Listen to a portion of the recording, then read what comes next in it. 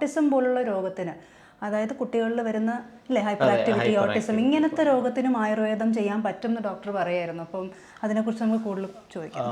ശരിക്കും പറഞ്ഞു കഴിഞ്ഞാൽ ഞങ്ങളും കൂടുതലായിട്ട് പ്രയോറിറ്റൈസ് ചെയ്യുന്നത് അത്തരം കണ്ടീഷനുകളാണ്. അതായത് കേവലം ലൈക്ക് ഒരു നടുവേദന, മുട്ടുവേദന, കാലുവേദന എന്നുള്ള ഒരു കൺസെപ്റ്റിന് പുറമെ ആയുർവേദത്തിൽ ഇത്തരം സിൻഡ്രോംസുകളിൽ അല്ലെങ്കിൽ മെറ്റബോളിക് സിൻഡ്രോംസുകളിലൊക്കെ ആയുർവേദത്തിൻ്റെ ഒരു ലൈക്ക് സ്കോപ്പ് പ്രയോറിറ്റൈസ് ചെയ്തിട്ട് അതിനെ ഇവിടെ ഡെവലപ്പ് ചെയ്യുക എന്നുള്ളൊരു കൺസെപ്റ്റാണ് ശരിക്കും ഈ ക്ലിനിക്കിനുള്ളത്.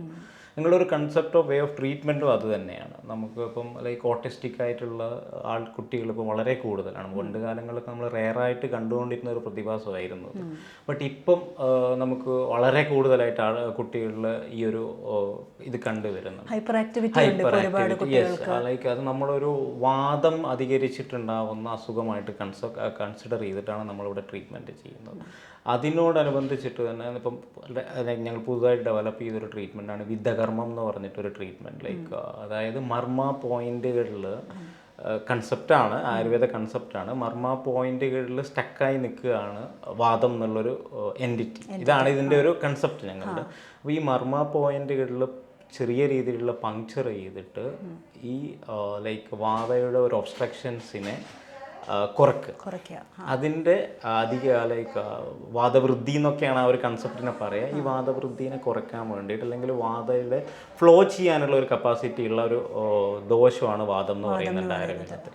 അപ്പോൾ അതിൻ്റെ ഫ്ലോയെ ഒബ്സ്ട്രക്റ്റ് ചെയ്യുന്ന രീതിയിൽ വരുമ്പോഴാണ് നമുക്ക് ഇത്തരം കണ്ടീഷനുകളിൽ ഹൈപ്പർ ആക്ടിവിറ്റി ഒക്കെ ആയി മാറുന്നത്. അപ്പോൾ അതിൻ്റെ ഒരു ഓവർഫ്ലോ അല്ലെങ്കിൽ ഒബ്സ്ട്രക്ഷൻസ് ഇല്ലാതാക്കാനുള്ള രീതിയിലുള്ള ഒരു ട്രീറ്റ്മെൻറ്റാണ് വിദ്യകർമ്മം എന്ന് പറയുന്നത്. നിങ്ങൾ തന്നെയുള്ള ഫോർമുലേഷൻസ് ഇവിടെ തന്നെ മരുന്നിന്റെ നമുക്ക് ലൈക്ക് ഈ വിദ്യകർമ്മം എന്ന് പറയുന്ന ഒരു ട്രീറ്റ്മെന്റ് ആണ്. ശരിക്കും പറഞ്ഞു കഴിഞ്ഞാൽ ഫോർമുലേഷൻസ് നമുക്കുണ്ട്. അത്തരം കണ്ടീഷനുകൾ നമ്മളുടെ ഒരു gut brain axis like control ചെയ്തിട്ടുള്ള ഒരു ട്രീറ്റ്മെന്റ് മൊഡാലിറ്റിയാണ് ശരിക്കും നമ്മൾ ഈ ഒരു കൺസെപ്റ്റ് നമ്മൾ ഫോളോ ചെയ്യുന്നത്. മാത്രമല്ല ഇവിടെ ആയുർവേദം എല്ലാവർക്കും അറിയാം, ആദ്യം ചികിത്സ എന്ന് പറയുമ്പം മൊത്തത്തിൽ ഒരാളെ പൂർണ്ണമായിട്ടാണ് ചികിത്സിക്കുന്നത്, അല്ലാതെ ഒരു ഭാഗമല്ല ചികിത്സിക്കുക. അപ്പോൾ ഏറ്റവും കൂടുതൽ ഫോക്കസ് ചെയ്യുന്നത് ലിവറിന്റെയും വയറിന്റെയും. നമുക്കിവിടെ കൂടുതലായിട്ടും വന്നുകൊണ്ടിരിക്കുന്നതും ഇത്തരം അതായത് മെറ്റബോളിക് സിൻഡ്രോംസ് പോലുള്ള അസുഖങ്ങളിൽ, അതായത് like even daily like life style disorders ആയിരിക്കുന്ന ഏകദേശം എല്ലാ അസുഖങ്ങളും, ഷുഗർ ആണെങ്കിലും, ഷുഗർ, പിന്നെ ഹൈപ്പർ ടെൻഷൻ, ഇനി ഒബേസിറ്റി, ഇതൊക്കെ കണക്ട് ചെയ്തിരിക്കുന്നത് ലിവറുമായിട്ടാണ്. ശരിക്കും പറഞ്ഞു ആയുർവേദത്തിലും പറഞ്ഞിരിക്കുന്നത് അത് തന്നെയാണ്. സർവ്വരോഗോ അഭി അഗ്നിമാന്ദ്യം. എല്ലാ രോഗങ്ങളുടെയും മൂലകാരണം വിശപ്പില്ല അല്ലെങ്കിൽ ദഹനത്തിലുണ്ടാകുന്ന വ്യതിയാനങ്ങളാണെന്നാണ്. അപ്പോൾ നമ്മളിവിടെ ഇത്തരം കണ്ടീഷനുകൾ അപ്രോച്ച് ചെയ്യുന്നതും like from the root reverse ചെയ്യുക എന്നുള്ളതാണ്. അതായത് കേവലം PCODക്ക് മെഡിസിൻ കൊടുക്കുക അല്ലെങ്കിൽ PCOSന് മെഡിസിൻ കൊടുക്കുക, അല്ല ഒബേസിറ്റിക്ക് കുറയ്ക്കുക മരുന്ന് കൊടുത്തിട്ട് കുറയ്ക്കുക, അങ്ങനെയല്ല ഞങ്ങളുടെ ഒരു കൺസെപ്റ്റ്.